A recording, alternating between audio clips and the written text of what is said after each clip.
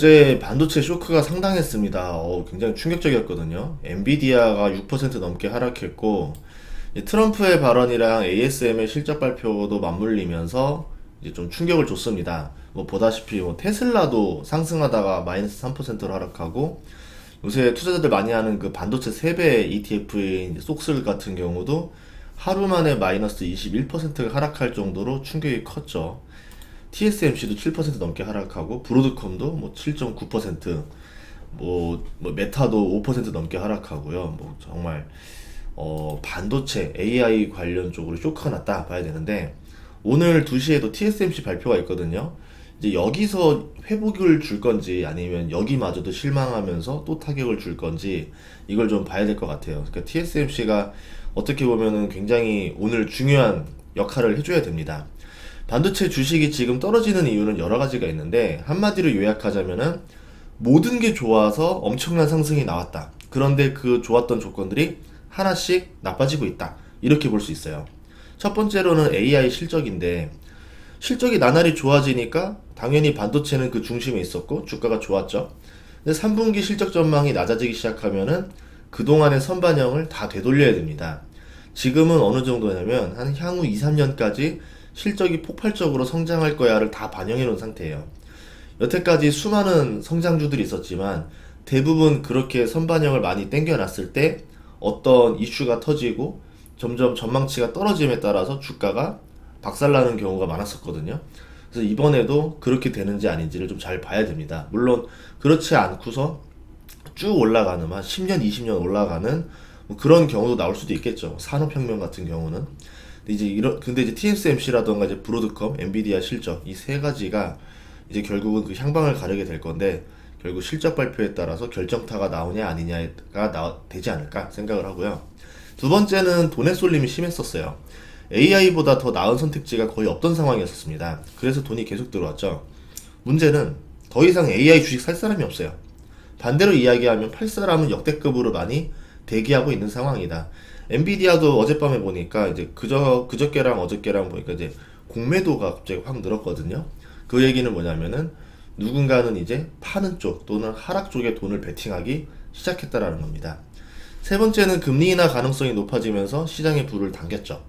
금리 인하면 고금리가 저금리가 되고 자본 조달이 유리해지고 경기가 좋아질 거야. 그렇게 생각했는데, 경기가 냉각되는 속도를 보니까 금리 인하로 인한 유리함보다 경기 냉각으로 오는 실적 악화가 먼저이겠구나. 이렇게 되면서 금리 인하 가능성이 그렇게 매력이 없어진 겁니다.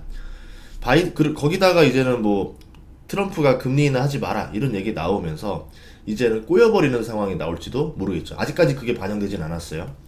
네 번째는 바이든이 재선에 성공할 줄 알았죠. 낸시 펠로시도 엔비디아에 큰 베팅을 걸었습니다. 그래서 사람들이 엔비디아가 여기서 또 오른다고 깜짝 놀랐거든요.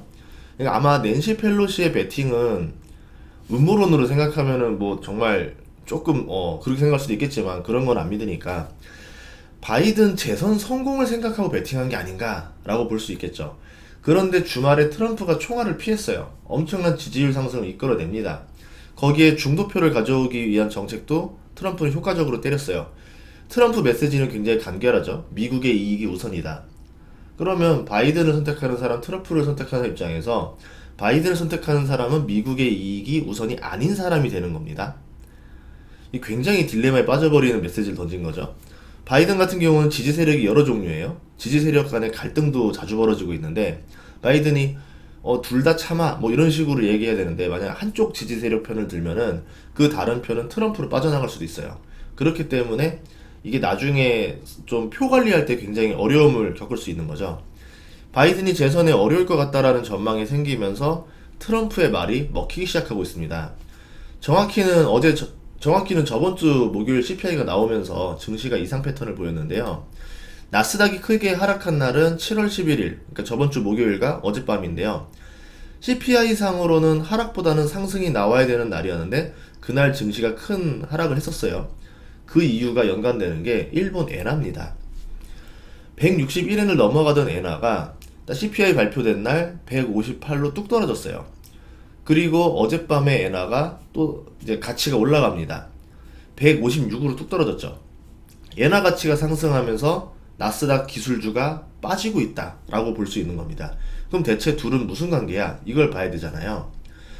하나 더 얘기를 해보면은 트럼프가 재선이 되면은 강달러가 될까 약달러가 될까 사람들이 오해하는 경우가 있는데, 트럼프는 약달러를 선호합니다. 강달러가 되면은 인플레를 잡는 데 좋아요. 근데 그거는 금리 인하를 안 하면서 긴축으로 잡아버릴 수도 있어요. 왜냐하면 강달러가 되면 미국 제조업은 수출의 경쟁력을 잃습니다. 트럼프도 말했지만 뭐 보잉 같은 기업들, 캐터필러 같은 기업들이 어려움을 겪는다. 제조업이 어려움을 겪어 이런 말을 하는 거죠. 미국의 공장을 짓는 매력도 감소하게 되죠. 그래서 트럼프는 약달러를 선호한다는 발언을 했습니다. 그리고 트럼프는 엔화 약세를 좋게 보지 않고 있어요. 일본의 수출이 유리하고 미국의 수출이 불리해진다는 건데, 트럼프 지지율이 증가하면서 트럼프 발언의 영향력이 커지고 엔화가 여기에 반응하고 있습니다. 트럼프가 4월부터 제이 플라자 합의라는 이야기가 나올 정도로 엔저에 대해서 불만이었었는데요. 일본도 엔저를 원해서 하는 게 아닙니다. 많은 사람들이 뭐 그럴 거라 생각하는데 그게 아니라, 일본이 좋아하는 딱 엔화 환율대가 있어요. 근데 그 이상 올라가 버리면 물가가 치솟으니까 오히려 이게 국가 성장에 도움이 안 되거든요. 근데 그 한도를 넘어갔는데 금리 인상도 못하고 엔화 방어도 제대로 못하고 있습니다. 그 이유가 미국의 눈치를 봐야 돼서 그래요. 일본도 이제 뭐 미국 재무부 장관 옐런이 워낙 힘이 세니까 엔화 약세에서도 정부가 개입하지 말라 이렇게 압박을 주잖아요. 일본도 금리 인상도 미국이 하지 못하게 압박했을 가능성이 있는 거죠. 대선 끝날 때까지만 버티라고 한 주문이 아니었을까라고 생각이 됩니다. 그 이유는 미국 재무부 때문에 그런데요. 미국은 긴축을 한다고 하지만 재무부는 유동성을 만들어서 증시를 받치고 있었습니다. 고금리와 호황이 같이 오는 이상현상이 오래갈 수 있었던 거는 재무부 옐런의 마법인데, 만약 일본이 금리 인상을 한다면 미국의 유동성이 감소하고 엔화가 강세를 띠게 되겠죠. 그런데 바이든 정부는 못하게 했고 트럼프는 오히려 권장하고 있어요. 그리고 트럼프의 지지율이 올라가고 있습니다. 그러면서 엔화 가치가 상승 중이고 일본 입장에서는 오히려 이거를 반기는 거죠. 미국이 금리 인하를 하면은 일본은 금리 인상을 하지 않아도 되거든요. 반대로 미국이 금리 인하를 하지 않으면은 일본은 엔화 방어를 위해서라도 금리 인상을 해야 됩니다. 160엔 부근에서는 엔화 방어를 위해서 엄청나게 외화 보유고 소모를 했었었는데, 지속적인 헤지펀드 공격이 들어오면은 일본도 금리 인상으로 막는 수밖에 없어요. 트럼프는 금리 인하를 반대한다는 발언을 함으로써 일본의 금리 인상을 하라고 신호를 주고 있는 중이죠. 일본도 가난해진 국민을 위해서라도 물가를 잡고 지지율을 올려야 됩니다. 그래서 올해 금리 인상 2번 정도를 예상하고 있는데요. 빠르면은 7월인데 이게 엔화에 반영되고 있는 중이거든요.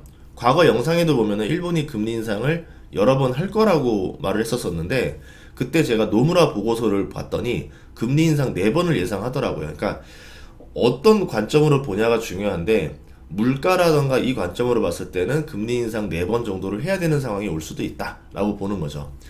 트럼프가 되면 내년에도 몇 번 정도 더 올리지 않을까 싶습니다.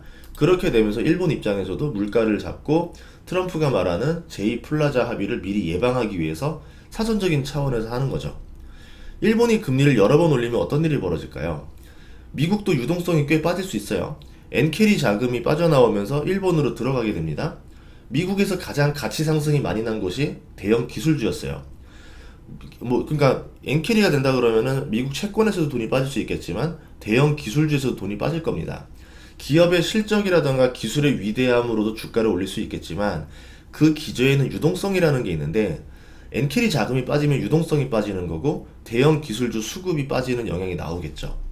다음으로는 한국 증시도 안 좋을 수 있습니다. 일본 금리 인상은 엔캐리 회수인데 아시아는 여기에 더 취약해요. 일본 돈을 썼던 기업들이 회수 압박을 받을 겁니다. 아시아에 어떤 기업이 위기가 올지는 알 수 없어요. 그만큼 아시아 증시도 불확실성이 증가하고 투자자들은 미리 빠져나가려고 할 수도 있겠죠. 이게 트럼프와 엔화의 관계예요. 이게 향후에 어떻게 될지, 뭐 해피엔딩 될지 새드엔딩 될지는 모르겠지만 이런 관계의 흐름을 읽고 투자를 해야 되겠죠. 단순히 뭐 TSMC 실적 오늘 언제 나와, 뭐 브로드컴 실적 언제 나와, 뭐 퀄컴 언제 나와, 엔비디아 언제 나와, 이거 가지고서 주가를 판단하는 것만 능사는 아니다. 과거에는 그게 주가 상승의 요소였던 거죠. 왜냐하면 나머지들은 악재들이 아니었었으니까. 근데 이런 실적보다 유동성을 건드리는 더 큰 악재가 나오면은 그 실적이 무의미해질 때도 있습니다. 그래서 주식 투자할 때 여러 요소들을 고려해야 되지 않겠나라고 생각을 합니다. 뭐 주식하는 사람이 경제만 봐야지 왜 자꾸 다른 쪽 분야도 이야기를 해? 이렇게 하시는 분들이 있는데 그렇게 볼 수가 없어요. 지금 트럼프 한마디에 증시가 휘청일 수도 있는 거거든요. 그러면 트럼프를 공부해야죠. 뭐 제가 트럼프 전문가라 볼 수도 없는 거고 뭐 미국 경제 정치 전문가가 아닐 수도 있겠지만 이런 것들을 그냥 골고루 좀 종합적으로 이해해 보려는 노력을 하는 사람이잖아요. 그러면서 이걸 어떻게 쉽게 풀어낼 수 있을까? 이것도 유튜브로 하고 있는 거고 여러분들이 그런 관점에서 너그럽게 많이 사랑해 주시면 고맙겠습니다. 다음 시간에도 좋은 정보로 찾아뵙겠습니다. 구독과 좋아요, 알림 설정 부탁드릴게요. 고맙습니다.